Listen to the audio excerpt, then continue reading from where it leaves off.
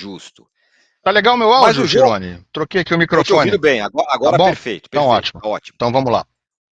Mas as pessoas da seita dinizista vão falar que eu sou um idiota e tal, mas a minha questão é a seguinte, me parece, e se eu estiver errado me diga, que talvez uma das dificuldades dos jogos do Diniz é jogar, não estou falando para jogar na retranca, mas por o resultado que lhe favoreça, por exemplo, um empate hoje. Não me parece que o Fluminense vai chegar lá e vai falar, vou me fechar aqui atrás, esperar o River Plate na retranca e tentar puxar um contra-ataque. Porque o Fluminense joga da mesma maneira sempre em qualquer lugar contra qualquer time. E hoje é um jogo específico, tá jogando contra um adversário desesperado, que vai ter que se matar, vai ter que ir para cima e tudo mais. É uma questão do jogo do Diniz, não é? Eu não me lembro, tá, de ter visto o time, o Fluminense do Fernando Diniz jogar para se defender ou jogar traindo o adversário. Não me lembro. Pode ter acontecido alguma vez, e claro, circunstancialmente durante um jogo. Por exemplo, aconteceu recentemente no Fla-Flu, em que o Fluminense ficou com no primeiro jogo, no jogo de ida das oitavas da Copa do Brasil, quando o Fluminense teve um jogador expulso no segundo tempo. Aí ele passou a jogar realmente quase com o time inteiro atrás, saindo nos contra-ataques. No primeiro tempo daquele mesmo jogo, ele foi amassado pelo Flamengo, ele foi muito pressionado, mas ali era uma situação diferente, ele não estava conseguindo sair, né? Ele não estava conseguindo fazer o seu jogo. Não é que a estratégia era ficar atrás e ser pressionado pelo Flamengo. Mas, via de regra, como estratégia, eu não me lembro de ter visto, como você disse aí, né, Tirone? Não me lembro de ter visto o Fluminense do Diniz entrar num jogo, qualquer que seja o adversário, por mais forte, teoricamente, que seja o adversário, dele entrar jogando para empatar. Eu acho que não faz parte da filosofia e da natureza, do DNA do chamado dinizismo, né? Eu acho que sim, o Fluminense vai tentar ficar com a bola, vai tentar fazer aquele seu jogo de toque, de trocar muito passe, de aproximação, de evitar, sobretudo, que o adversário tenha a bola. O Diniz, ele toca muito nessa tecla, né? Ele falou disso recentemente numa coletiva. Quando a gente tem a posse muito, né? A gente, eu digo ele, né? Entre aspas.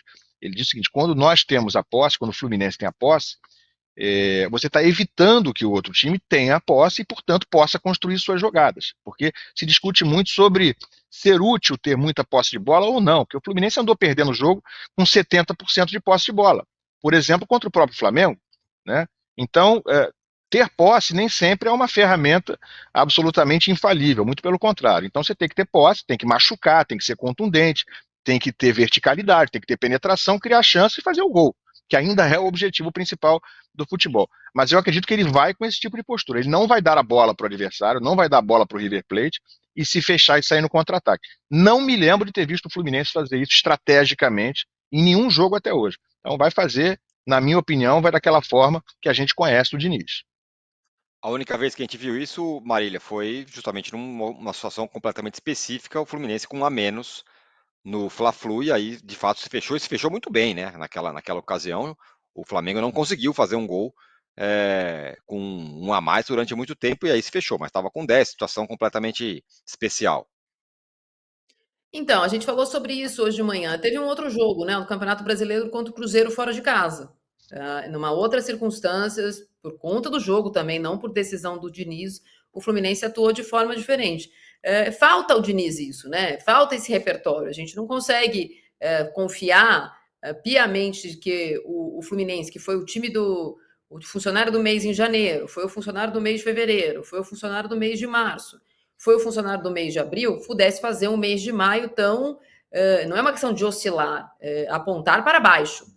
Né? O Fluminense fez seguidos jogos ruins no mês de maio, inclusive a ponto de estar eliminado da Copa do Brasil. E não é porque seja vexatório ou um problema ser eliminado pelo Flamengo, mas todos os últimos jogos entre Flamengo e Fluminense, tirando a final lá, os 4-0, os 4-1 que foram fora da curva, nenhum foi tão dominado por um time como o Flamengo dominou o Fluminense nos dois jogos. Você pode discutir que só dominar e não fazer gols como o Flamengo não fez no primeiro jogo, mas do ponto de vista do que é o Diniz, do que é o se divertir do Diniz, são dois jogos muito tristes, né, para ele, né, que gosta muito de usar o adjetivo ser feliz, ser alegre jogando futebol. E mesmo contra o Corinthians, quando o Diniz vai jogar em Itaquera e o Corinthians vence a partida, de fato o Fluminense teve o domínio do primeiro tempo, mas sem contundência, né? Eu lembro de uma coletiva do Diniz no ano passado,